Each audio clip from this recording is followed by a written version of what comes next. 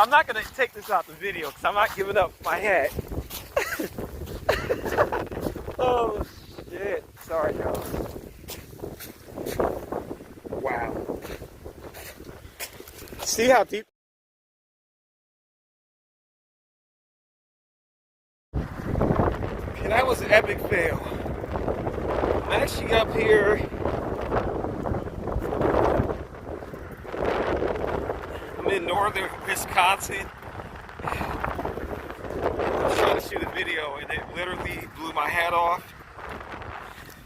That was crazy. It's my favorite hat, so I went through the snow to go get it. It's an old hat, but I've had it for like 10 years.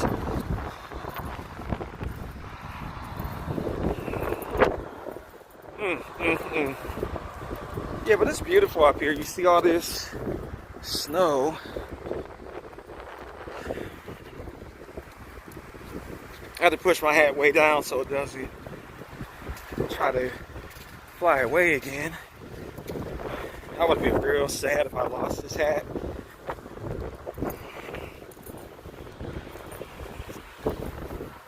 Hey, it's life out here on the road. I love it. Can't really see myself doing anything different.